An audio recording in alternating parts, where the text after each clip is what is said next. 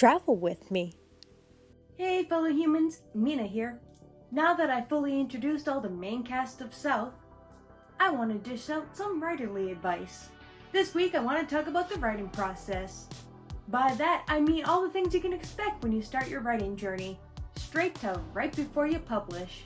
First off, I highly recommend you do the outlining process before you start writing, also known as thought dumping. I did a whole video on this topic, so you can go check it out right after you're done watching this one. Right up there. Or, go check out my playlist and stuff. Yeah. Basically, this is the phase where you get all your ideas for your book and figure out where shit is going. Next, once you started writing, is the critique partners. While critique partners can come at any stage, you generally want them before the professional edit. So what is a critique partner? It's essentially a buddy that, critiques your work in progress as you're writing, and in turn, you critique their work, hence the partner in the name. Critique partners are there to help you develop ideas, say maybe this isn't working, or hey, I think it would be a good idea if you did this thing, or like maybe this character is pretty useless, axe them, They're just there to help critique your work and improve it before you get farther in the writing stage. Now after you've finished your first draft and you've done a couple of rounds of self-edits and stuff, next we move on to the beta readers. Beta readers are essentially readers who read your work and give you feedback. They're different from the critique partners in a sense that these guys are looking at it from a reader's point of view and telling you what works as a reader. Are they engaged in the story? Do they like the story?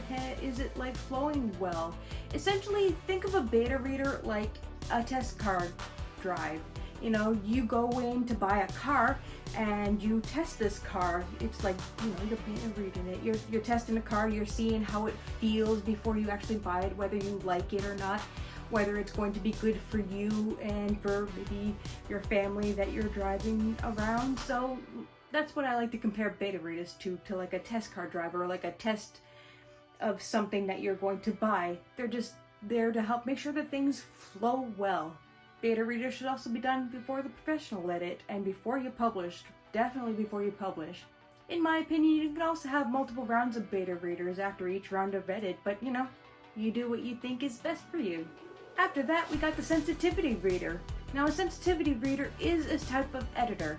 You may not always need a sensitivity reader, but if you're someone who's writing a marginalized group that you're not a part of, it's really good that you get one. Are you a white person and you're writing a black character? Hire a sensitivity reader because you don't really know the black culture like you think you do. Are you a male writing a female LGBT character? It's a good chance you're probably going to want to hire a sensitivity reader. Writing a non-binary character, but you are a cis-straight person? Sensitivity reader. Now that you've gone through and made all those edits that everyone helped you with, the critique partners, the beta reader, the sensitivity readers, it's time for the developmental edit. When people think of editing, this is the type of editor that you generally think of.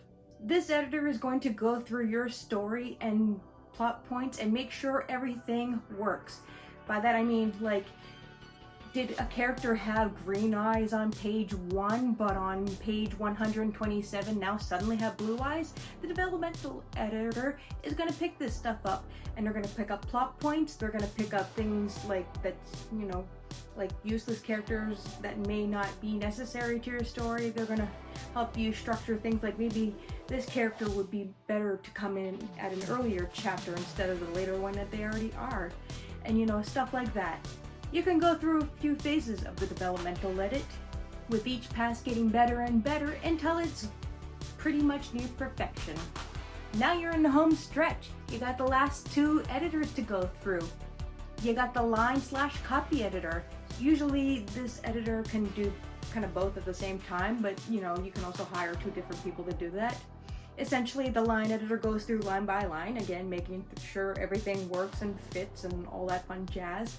And the copy editing is going through the entire thing hardcore, making sure all the grammar points and punctuation and stylistic choices like, spelling, like between American and Canadian, there's a U in color, and stuff like that all fit together, essentially making it pretty much ready for publishing. But wait, there's one more. Right after all that is done, and you think you're done, you got one more person that's got to look through your writing before you hit publish or send to publish or whatever. That's the proofreader.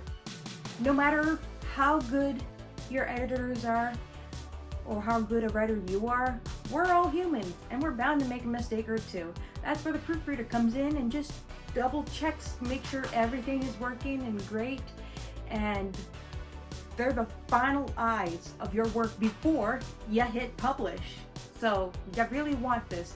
And by the way, none of these steps that I mentioned you want to skip. You don't want to skip any of them, especially the final stage of the proofread, because like obviously even big time published stuff like, I don't know, Harry Potter or whatever, there might be like one punctuation error, but like if there was no proofreader or any of the other editors or any of the other steps, there could be a hell of a lot more, and that doesn't look good. It really turns off readers if it's not professional looking, and by that I mean like plot holes everywhere, bad grammar, punctuation errors, spelling mistakes. It really turns off a reader, trust me.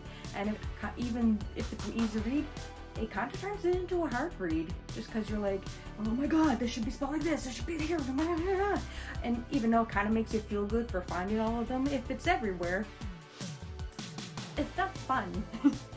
Side note, fellow Authortuber Megan Aldridge, hope I pronounced her last name correctly, is my proofreader, and she's pretty dope, and she's got a really fun YouTube channel, so check her out in the description down below.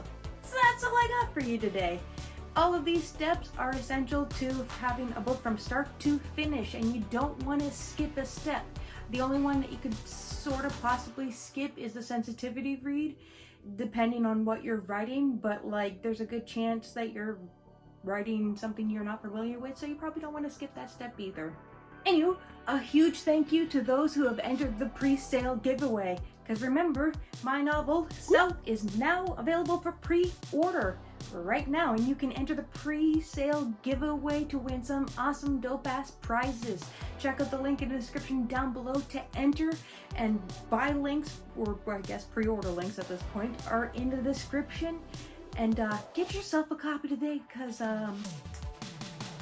it's hella dope, not gonna lie. I mean, I might be pretty biased, but I think it's a dope-ass read, and you will too, I betcha. Anywho, that's all I gotta say for now. If you want to keep hearing more about stuff, be sure to follow me on all your favorite socials. The links below. Stay safe and take care. Bye. Good. You're so cute. Very cute. You know how old she is? Take a guess.